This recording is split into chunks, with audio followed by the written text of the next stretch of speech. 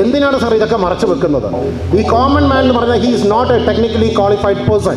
ചെയ്യാൻ പറ്റുന്നത് നോക്കണം. ഇത് എൻ്റെ ചോദ്യം, നമ്മളിപ്പോൾ കേരളത്തിലാകെ ഇൻഡസ്ട്രിയിൽ കുറവാണ്. ഒരൊറ്റ ദിവസം പോലും മണിക്കൂറുകളോളം അവിടെ കറണ്ട് പോവാത്ത ഒരു ദിവസം. ഇതെന്താ സാർ ഇത് ചെയ്യേണ്ടത്? ഇതെന്താ ഇതെന്തിനാണ് സാർ ഈ ഡിസ്ക്രിമിനേഷൻ? അല്ല, ഇത് മുഖ്യമായിട്ടും മുകളിൽ അടിച്ചേൽപ്പിക്കാൻ പോകുന്ന ഒരു ഭാരമാണ്. അത് തീർച്ചയായിട്ടും അതിനെതിരായിട്ട് തന്നെ ഉള്ള തീരുമാനങ്ങൾ ഉണ്ടാവണം. ബാക്കി 80% എന്ന് പറയുന്നത് കോമൺ പീപ്പിളാണ്. ഈ നാട്ടിൽ എങ്ങനെയാണ് സാർ ഇൻഡസ്ട്രി വളരുന്നത്? അടൂരിലെ ഒരു വലിയ വ്യവസായി എടുത്തുന്ന അല്ലെങ്കിൽ ഒരു രാഷ്ട്രീയ പ്രമുഖൻ നടത്തുന്ന ഹോട്ടലിൽ നിന്ന് പൈസ തിരിക്കാൻ ഇലക്ട്രിസിറ്റി ബോർഡ് തയ്യാറാവുന്നില്ല. അതെന്തുകൊണ്ടാണ് സാർ? ഒരു ദിവസം ഞാൻ താമസിച്ചാൽ എനിക്ക് 4 ഫോൺ കോൾ വരും. 2 ദിവസം എൻ്റെ ലൈൻമാൻ എൻ്റെ വീടിന് മുറ്റത്ത് വരും. ബട്ട് അവിടെ എന്താണ് പോകാത്തത്? ഇലക്ട്രിസിറ്റി ചാർജ് വർധനവ് വരുത്തുകയാണെങ്കിൽ എന്ത് ഇമ്പാക്റ്റാണ് കോമൺ സിറ്റിസൻസിൽ ഉണ്ടാക്കാൻ പോകുന്നത്? Kerala sawmill and wood industries owners association, അതിൻ്റെ ജില്ലാ ജനറൽ സെക്രട്ടറിയാണ്. KSSIയുടെ ജില്ലാ ജോയിൻറ്റ് സെക്രട്ടറിയാണ്. സർ, പറഞ്ഞ കാര്യങ്ങൾ റിപ്പീറ്റ് ചെയ്യാനായിട്ട് ഉദ്ദേശിക്കുന്നില്ല. ഒരു പെറ്റീഷൻ, അതായത് ഒരു അപേക്ഷ റെഡിയാക്കി കൊണ്ടുവന്നിട്ടുണ്ട്. അതിൽ പോയിൻറ്റ്സ് മാത്രം ഡെഫിനറ്റായിട്ടും സാറിൻ്റെ ഒരു ശ്രദ്ധയ്ക്കായിട്ട് ഒന്ന് പോയിൻ്റ് ഔട്ട് ചെയ്യുകയാണ്. അതായത് ഇലക്ട്രിസിറ്റി ചാർജ് വർധനവ് വരുത്തുകയാണെങ്കിൽ എന്ത് ഇമ്പാക്റ്റാണ് കോമൺ സിറ്റിസൻസിൽ ഉണ്ടാക്കാൻ പോകുന്നത് എന്ന് പറയുന്നത് വളരെ ക്ലിയറായിട്ട് ഞാൻ എൻ്റെ ഡ്രാഫ്റ്റിങ്ങിൽ കാണിച്ചിട്ടുണ്ട്. സാർ അത് പ്രത്യേകമായിട്ട് വായിക്കണമെന്ന് ഓർമ്മിപ്പിക്കുന്നു. അതേപോലെ വ്യാവസായികമായിട്ട് പുറകോട്ട് നിൽക്കുന്ന നമ്മുടെ കേരളത്തിൽ ഇൻഡസ്ട്രി സെക്ടറിനെ ഇതെങ്ങനെ ബാധിക്കും എന്നുള്ളത് വളരെ ക്ലിയറായിട്ട് എൻ്റെ ഡ്രാഫ്റ്റിങ്ങിൽ ഞാൻ പറഞ്ഞിട്ടുണ്ട്. അത് ശ്രദ്ധിക്കണമെന്ന് ഓർമ്മിപ്പിക്കുന്നു. അതേപോലെ ഇൻഫ്ലമേറ്ററി പ്രഷർ അതെങ്ങനെയാണ് തീർച്ചയായിട്ടും ഉണ്ടാകാൻ പോകുന്നത് എന്നുള്ളതിനെ പറ്റിയിട്ട് പരാമർശിച്ചെഴുതിയിട്ടുണ്ട്. അതേപോലെ റിന്യൂവബിൾ എനർജി കൺസേൺസ് അതിനെപ്പറ്റിയും പറഞ്ഞിട്ടുണ്ട്. പിന്നെ ഇതിനകത്ത് പ്രധാനമായിട്ടും പറയാനുള്ളൊരു കാര്യം എന്താണെന്ന് പറഞ്ഞാൽ, ഇൻഡസ്ട്രിയൽ പ്രൊമോഷൻ ഇയർ, അതായത് വ്യാവസായിക സൗഹൃദ കേരളം എന്ന് പറഞ്ഞ് കേരള ഗവൺമെൻറ് മുന്നോട്ട് വച്ചിരിക്കുന്ന ഈ വർഷത്തിൽ ഇങ്ങനെ ഒരു ഇമ്പാക്റ്റ് ഇൻഡസ്ട്രിയൽ സെക്ടറിലേക്കും അതേപോലെ പൊതുജനങ്ങളിലേക്കും വരികയാണെന്നുണ്ടെങ്കിൽ definitely that is going to make നമ്മുടെ ഇൻഡസ്ട്രിയിൽ അതേപോലെ കോമൺ പീപ്പിളിൽ ഒരു എഫക്റ്റ് ഉണ്ടാക്കും എന്നുള്ള കാര്യത്തിൽ യാതൊരു സംശയവുമില്ല. അതുകൊണ്ട് തീർച്ചയായിട്ടും അത് പുനഃപരിശോധിക്കാനുള്ളത് പുനഃപരിശോധിച്ച് വേണ്ട രീതിയിലുള്ള കാര്യങ്ങൾ കൃത്യമായിട്ട് നടപടി ഉൾക്കൊള്ളണം എന്നുള്ളതാണ് പറയുന്നത്. തീർച്ചയായിട്ടും ഒരു കാര്യം ഇന്ന് രാവിലെ മുതൽ എല്ലാ ആൾക്കാരും പറഞ്ഞിരുന്ന കാര്യമാണ്, തീർച്ചയായിട്ടും KSEBിയിലെ ഉദ്യോഗസ്ഥരുടെ ശമ്പളത്തിൻ്റെ ഒരു വലിയ പങ്കും പെൻഷൻ്റെ വലിയ പങ്കും കവർ ചെയ്യുന്നതിന് വേണ്ടിയിട്ടാണ് തീർച്ചയായിട്ടും ഈ റേറ്റ് ഹൈക്ക് എന്നുള്ള രീതിയിൽ രാവിലെ മുതൽ എല്ലാവരും പറയുന്നുണ്ട്. അങ്ങ് തീർച്ചയായിട്ടും ഇതിനെപ്പറ്റി വ്യക്തമായിട്ട് പറഞ്ഞ പോയിന്റുകൾ പിന്നെയും ഞാൻ ആവർത്തിക്കാനായിട്ട് ഉദ്ദേശിക്കുന്നില്ല. അതിനെ പറ്റി തീർച്ചയായിട്ടും ഒരു പഠനം നടത്തി വേണ്ടിയിട്ടുള്ള നീതിപരമായിട്ടൊരു യുക്തമായ തീരുമാനം അങ്ങയുടെ ഭാഗത്തു നിന്നുണ്ടാവണമെന്ന് ഞങ്ങൾ പ്രത്യാശിക്കുകയാണ്. അടുത്തതായിട്ട് രാവിലെ നമ്മുടെ ബഹുമാനപ്പെട്ട CMD ബിജു പ്രഭാകർ സാർ പറഞ്ഞ ഒരു കാര്യമെന്ന് പറഞ്ഞാൽ 20% ഇൻഡസ്ട്രി ബാലൻസ് എന്ന് പറയുന്നത് കോമൺ ജനമാണ് കേരളത്തിൽ എന്നാണ് പറഞ്ഞിരിക്കുന്നത്. സാർ, ഈ നാട്ടിൽ 20% ഇൻഡസ്ട്രിയലൈസേഷൻ മാത്രമാണ് കറണ്ട് ഉപയോഗിക്കുന്നത്. ബാക്കി 80% എന്ന് പറയുന്നത് കോമൺ പീപ്പിളാണ്. ഈ നാട്ടിൽ എങ്ങനെയാണ് സാർ ഇൻഡസ്ട്രി വളരുന്നത്? സപ്പോസ് നമ്മുടെ നാട്ടിൽ ഇൻഡസ്ട്രി ഉണരണം അല്ലെങ്കിൽ വളരണം എന്നുണ്ടെങ്കിൽ ഇൻഡസ്ട്രിയെ സഹായിക്കുന്ന തരത്തിലുള്ള തീരുമാനങ്ങൾ ഉണ്ടാവണം. ഈ റേറ്റ് ഹൈക്ക് എന്ന് പറയുന്നത് ഡെഫിനറ്റ്ലി ഈ നാട്ടിലുണ്ടാകുന്ന ഇൻഡസ്ട്രിയിൽ മുകളിൽ അടിച്ചേൽപ്പിക്കാൻ പോകുന്ന ഒരു ഭാരമാണ്. അത് തീർച്ചയായിട്ടും അതിനെതിരായിട്ട് തന്നെ ഉള്ള തീരുമാനങ്ങൾ ഉണ്ടാവണം. റേറ്റ് ഹൈക്ക് വെച്ചുകൊണ്ട് തീർച്ചയായിട്ടും ഇലക്ട്രിസിറ്റി ബോർഡിനെ ബുദ്ധിമുട്ടിക്കാനോ ബാക്കിയുള്ള കാര്യങ്ങൾ പ്രയാസപ്പെടുത്താനോ അതേപോലെ അടച്ചാക്ഷേപിക്കാനോ ആയിട്ടല്ല ഞാൻ പറയുന്നത്. ഒരു കാരണവശാലും ഇൻഡസ്ട്രിയൽ ഗ്രോത്തിനെ ഇത് സഹായിക്കത്തില്ല. ബിക്കോസ് നമ്മുടെ സമീപ പ്രദേശത്തുള്ള സ്റ്റേറ്റുകളിൽ എത്ര സ്റ്റേറ്റുകളിൽ കറക്റ്റായിട്ട് പറഞ്ഞാൽ റേറ്റ് കുറച്ച് കൊടുക്കുന്നുണ്ട്. വാട്ടർ എന്ന് പറയുന്നത് ഡെഫിനറ്റ്ലി എ ചീപ്പർ സോഴ്സ്. അതിൽ കൂടിയാണ് നമ്മുടെ നാട്ടിൽ ഈ പറഞ്ഞതിൻ്റെ കൂട്ട് കറണ്ട് ഉൽപ്പാദിപ്പിക്കുന്നത്. അത് കുറച്ചുകൂടി നല്ല മെഷേഴ്സിൽ കൂടി നമുക്ക് ചെയ്യാനായിട്ട് സാധിക്കും. ബട്ട് അതിൻ്റെ ഏറ്റവും വലിയൊരു പ്രോബ്ലം എന്ന് പറഞ്ഞാൽ നമുക്ക് കിട്ടാതെ കിടക്കുന്ന പിരിക്കാൻ നമ്മൾ സ്റ്റെപ്പ് എടുക്കുന്നില്ല. ഇന്ന് രാവിലെ എൻ്റെ ഒരു സുഹൃത്ത് അടൂരിൽ നിന്ന് ഇവിടെ വന്ന് അദ്ദേഹം തീർത്തും പറഞ്ഞ ഒരു കാര്യമാണ്, അടൂരിലെ ഒരു വലിയ വ്യവസായി എടുത്തുന്ന അല്ലെങ്കിൽ ഒരു രാഷ്ട്രീയ പ്രമുഖൻ നടത്തുന്ന ഹോട്ടലിൽ നിന്ന് പൈസ പിരിക്കാൻ ഇലക്ട്രിസിറ്റി ബോർഡ് തയ്യാറാവുന്നില്ല. അതെന്തുകൊണ്ടാണ് സാർ? ഒരു ദിവസം ഞാൻ താമസിച്ചാൽ എനിക്ക് 4 ഫോൺ കോൾ വരും. 2 ദിവസം എൻ്റെ ലൈൻമാൻ എൻ്റെ വീടിന് മുറ്റത്ത് വരും. ബട്ട് അവിടെ എന്താണ് പോകാത്തത്? സോ ഈ ഡിസ്ക്രിമിനേഷൻ ഇത് ഒരിക്കലും നമുക്ക് അനുവദിക്കാൻ പറ്റുന്നൊരു കാര്യമല്ല. A law should be common for all people, not for ഒരു പണത്തൂക്കം മുന്നോട്ടും ഒരു പണത്തൂക്കം താഴോട്ടും എന്നുള്ള രീതിയിൽ വരാൻ പാടില്ല. സോ ലോ എന്ന് പറയുന്നത് കോമൺ ആയിട്ടുണ്ടാവണം. അതിന് തീർച്ചയായിട്ടും മെഷേഴ്സ് എടുക്കണം, അതിന് വേണ്ടിയിട്ടുള്ള ഡയറക്ഷൻസ് കൊടുക്കണം. ദെൻ അടുത്തത് PF ഇൻറ്റിമേഷൻ്റെ കാര്യമാണ് അടുത്തത്. ഇന്നിവിടെ ആരും പറഞ്ഞിട്ടില്ല എന്നുള്ളതാണ് എൻ്റെ ഒരു വിശ്വാസം, അതുകൊണ്ട് പറയുകയാണ്. പവർ ഫാക്ടർ എന്ന് പറയുന്ന ഒരു കാര്യം ഇലക്ട്രിസിറ്റി ബോർഡിൽ തീർച്ചയായിട്ടും നമ്മൾ ഒരു ഹിഡൻ സംഗതിയായിട്ട് തന്നെയുണ്ട്.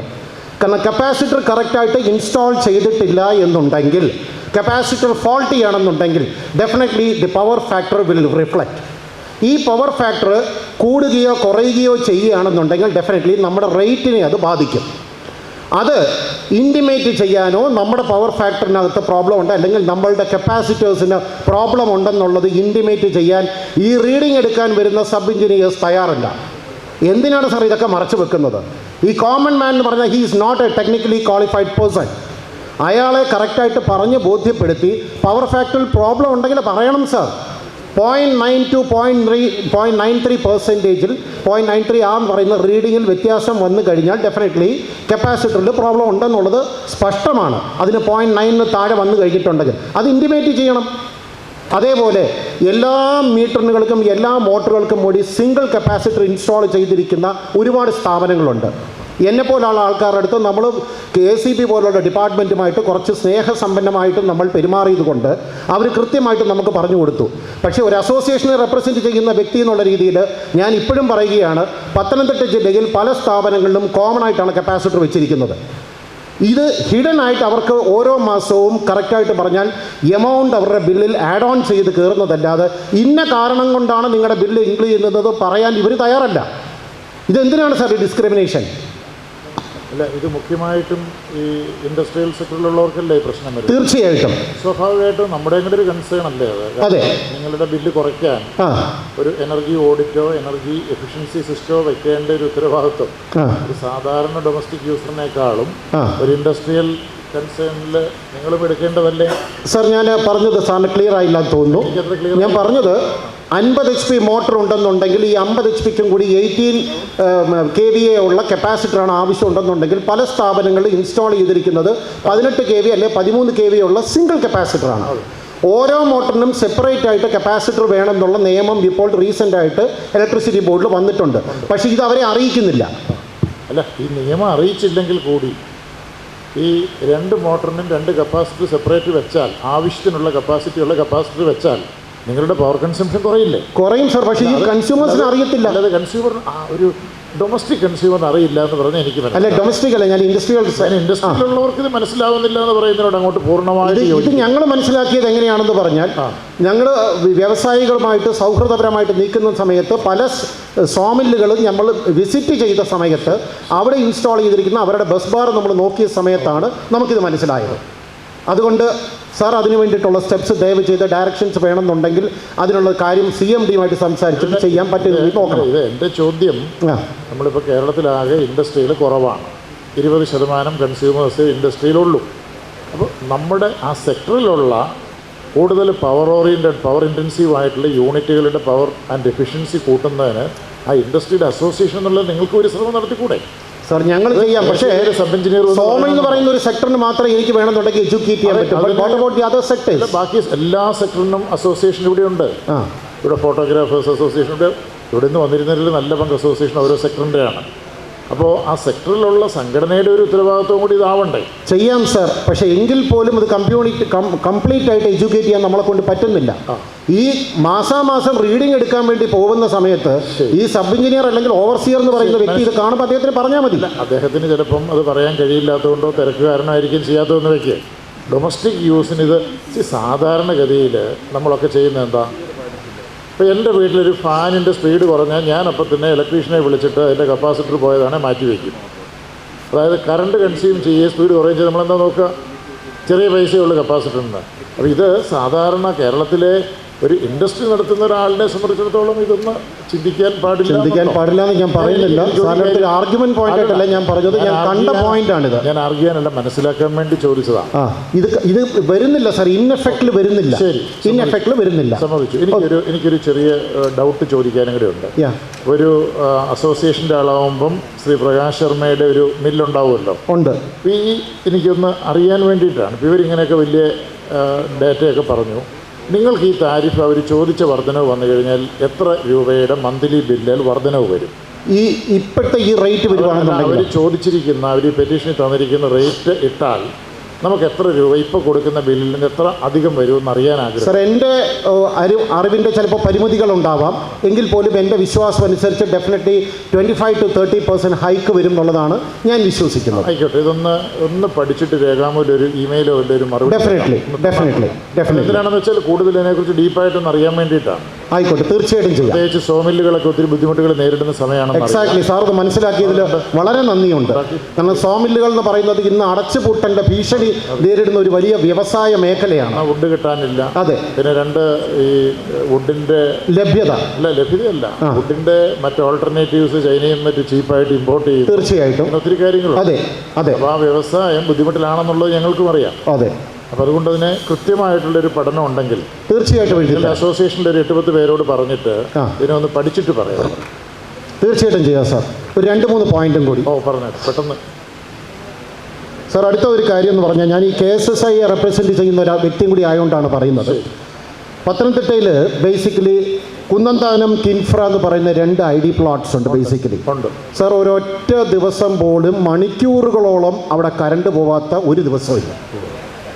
സത്യം പറഞ്ഞാൽ KSSIയുടെ മീറ്റിംഗും നിങ്ങൾ എക്സിക്യൂട്ടീവ് മീറ്റിംഗ്സും ബാക്കിയുള്ള കാര്യങ്ങളും നടത്തുന്ന സമയത്ത് കോമൺ ആയിട്ടുള്ള ആൾക്കാർ, ഇതിൽ മെമ്പേഴ്സായിട്ടുള്ള ആൾക്കാരുടെ ഏറ്റവും വലിയ പരാതിയാണ് അത് പ്രോപ്പറായിട്ടുള്ള മെഷേഴ്സ് അതിനെടുക്കാൻ അവർ ഡിപ്പാർട്ട്മെൻറ്റ് സഹായിക്കുന്നില്ല. പ്രോപ്പറായിട്ടുള്ള സ്ഥലം കണ്ടുപിടിച്ച് നിങ്ങൾ മാറ്റാനുള്ള സ്റ്റെപ്സ് നിങ്ങൾ എടുക്കണമെന്ന് പറയുന്നു.